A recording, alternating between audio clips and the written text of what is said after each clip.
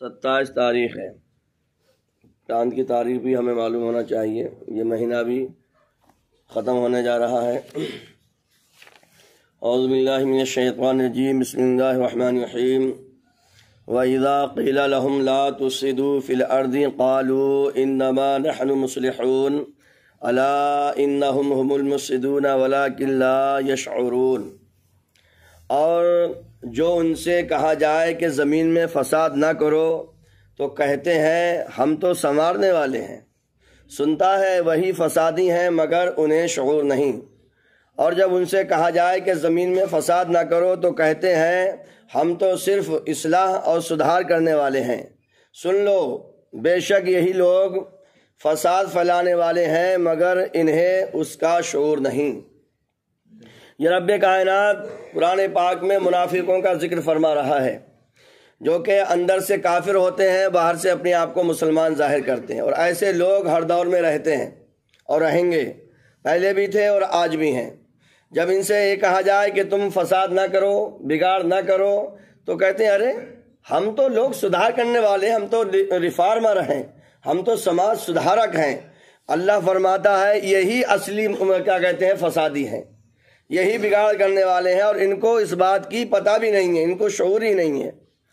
اس آیت اور اس کے بعد والی آیت میں ارشاد فرمایا، جب ایمان والوں کی طرف سے ان منافقوں کو کہا جائے کہ باطن میں کفر رکھ کر، یعنی اپنے دل میں کفر رکھ کر صحیح ایمان لانے میں پسو پیش کر کے زمین میں فساد نہ کرو، تو وہ کہتے ہیں کہ تم ہمیں اس طرح نہ کہو کیونکہ ہمارا مقصد تو صرف اصلاح کرنا ہے۔ اے ایمان والو، تم جان لو کہ یہ اپنی اسی روش پر قائم رہنے کی وجہ سے یہی لوگ فساد پھیلانے والے ہیں، مگر انہیں اس بات کا شعور نہیں، کیونکہ ان میں وہ اس حس باقی نہیں ہے، وہ فیلنگ باقی نہیں ہے جس سے یہ اپنی اس خرابی کو پہچان سکیں۔ اب میں آپ کو نئی مثال دیتا ہوں۔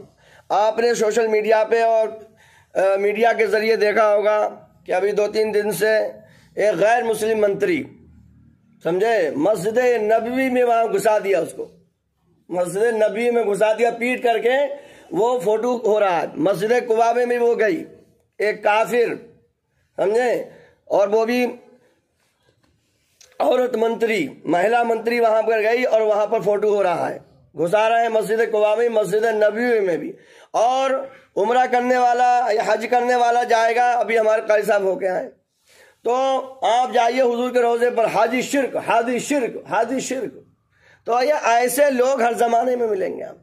یہ قرآن پاک میں اللہ تعالیٰ نے فرما دیا، آپ ان سے کہو بھئی یہ کیا کر رہے ہو، کہیں گے ہم ہی تو دین کا کام کر رہے ہیں، ہم ہی تو دین کا کام کر رہے ہیں۔ اللہ پاک فرماتا ہے یہی لوگ اصلی فسادی ہیں۔ تو ایسے لوگ ہر دور میں ملیں گے، اور ہر دور میں آپ کو نئی مثال ملتی رہے گی، ہر دور میں۔ اب ایمان والا جائے حضور کے روضے پر تو کہتے ہیں حاجی شرک، انہیں پتہ ہی نہیں ہے شرک کسے کہتے ہیں، شرک ہوتا کیا ہے، یعنی دوسرا خدا ماننا، یہ شرک ہوتا ہے۔ اور وہاں پر ہم حضور کے روضے پہ جائیں، درود و سلام پڑھیں، جب خدا کا حکم ہے ان اللہ وملائکتہ یصلون علی النبی یا ایھا الذین آمنوا صلوا علیہ وسلموا تسلیما، قرآن کا حکم ہے۔ جب ہم وہاں پر درود، اللہ فرماتا ہے کہ میں اور میرے فرشتے اپنے محبوب پر درود بھیجتے ہیں، اے ایمان والو تم بھی درود بھیجو، خوب سلام پڑھو۔ اور جب ہم اس قرآن کی آیت پہ عمل کرتے ہیں تو یہ کہتے ہیں حاجی شرک، حاجی شرک، یعنی قرآن پہ عمل کرنے کو یہ شرک کہتے ہیں۔ جب قرآن پر ہی عمل کرنا شرک ہے تو پھر اسلام کہاں ہے؟ اسلام کس چیز کا نام ہے؟ اور خود غیر مسلموں کو وہاں پر پہنچا رہے ہیں۔ پہلی مرتبہ ہوا ہے، یہ پیپر میں یہ بھی آیا کہ یہ پہلی مرتبہ ہوا ہے۔ اب یہ اس کو کہتے ہیں اسلام۔ اللہ پاک فرماتا ہے جب تم ان سے کہو کہ فساد نہ کرو تو کہتے ہیں ہم ہی تو سدھارک ہیں، ہم ہی تو ریفارمر ہیں۔ اللہ فرماتا ہے سن لو، یہی لوگ فسادی ہیں اور ان کو اس بات کا شعور بھی نہیں ہے۔ منافقوں کے طرز عمل سے یہ بھی واضح ہوا کہ عام فسادیوں سے بڑے فسادی وہ ہیں جو فساد پھیلائیں اور اسے اصلاح کا نام دیں۔ ہمارے معاشرے میں ایسے لوگوں کی کمی نہیں ہے جو اصلاح کے نام پر، اتحاد کے نام پر فساد پھیلاتے ہیں اور بدترین کاموں کو اچھے کاموں سے تعبیر کرتے ہیں۔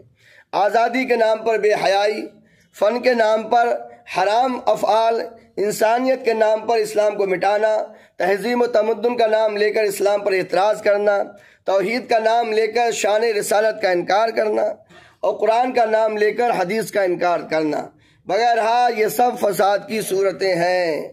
اب دیکھیے آپ، بچوں کو شراب پلائی جا رہی، کائے کے نام پر؟ یہ ہے انرجی ڈرنک۔ انرجی ڈرنک کے نام پر الکوہل پروسنا شروع کر دیا۔ اب ہمارے نوجوان بچے اس کو پی رہے ہیں، ہلکے ہلکے ان کے نشے کی لت پڑ رہی ہے۔ ایک دم بوتل اور پوا نہیں دیا جا رہا ہے ہاتھ میں، ہلکی الکوہل تھوڑا دے کر ان کی عادت بنائی جا رہی ہے کہ یہ انرجی ڈرنک ہے۔ لڑکے لڑکیاں حرام کر رہی ہیں، پہلے کہتے ہیں بلاತ್ಕಾರ، منہ کالا کر کے آ رہا ہے، اب کیا کہتے ہیں؟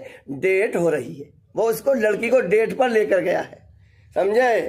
لیون ریلیشن ان لیون ہو رہا ہے، حرام کاری کر رہے ہیں، بن بیاہ لڑکے لڑکی ساتھ میں رہ رہے ہیں، نام دے دیا ریلیشن، سمجھے؟ لیونگ ریلیشن میں رہ رہے ہیں، منہ کالا کر رہے ہیں۔ تو نام بدلنے سے حرام بدل نہیں جاتا ہے، یہ آپ کان کھول کے سن لیجئے۔ آپ کہنا ڈیٹ پر لے گیا ہے لڑکی کو، نعوذ باللہ من ذالک۔ 10 سال ایک ساتھ رہ رہے ہیں، سب کچھ کر رہے ہیں، دل بھر گیا، چھوڑ دی، اب دوسرے کے ساتھ چلے گا، تیسرے کے ساتھ۔ نکاح کی اہمیت سمجھو، نکاح جو ہے وہ عزت دیتا ہے، رسپیکٹ دیتا ہے، پوری رسپانسبلٹی ہوتی ہے۔ اب بتائیے ریلیشن لیون میں رہ رہا ہے، اب بچہ پیدا ہوگا، کس کا مانا جائے گا؟ وہ تو چھوڑ کے چلا جائے گا، لڑکی لڑکے کو چھوڑ دے گی، لڑکا لڑکی کو چھوڑ دے گا، وہ بچہ کس کا مانا جائے گا؟ وہ حرام کا بچہ ہوا، اب اس کو کون پالے گا؟ اس کی ذمہ داری کون لے گا؟ اس کا وارث کون ہوگا؟ اس کا گارجین کون ہوگا؟ اسلام میں پیارے آقا صلی اللہ علیہ وسلم فرماتے ہیں، اسلام کے نکاح کے ذریعے سب سے بڑی محبت پیدا ہوتی ہے۔ حضور فرماتے ہیں نکاح کے ذریعے آدھا ایمان مکمل ہو جاتا۔ کتنا بڑا مرتبہ ہے نکاح کا۔ حضور اکرم صلی اللہ علیہ وسلم فرمایا کہ بہترین جو عورت ہے وہ دنیا کی سب سے بہترین قیمتی چیز ہے۔ اتنا بڑا مرتبہ اسلام ہی دے سکتا ہے اور کوئی نہیں دے سکتا ہے۔ جو حرام کاریاں ہو رہی ہیں، نام بدل لو کچھ بھی، مگر حرام ہے تو حرام ہی رہے گا، غلط ہے تو غلط ہی رہے گا۔ گندی چیز پر آپ کتنے ہی زیادہ سونے کا پانی چڑھا دو، وہ گندی ہے اندر سے تو گندی ہی رہے گی۔ سونے کا پانی اس کو کوئی اچھا نہیں کر دے گا۔ اللہ تبارک تعالیٰ ان سب باتوں کو ہمیں سمجھنے کی توفیق عطا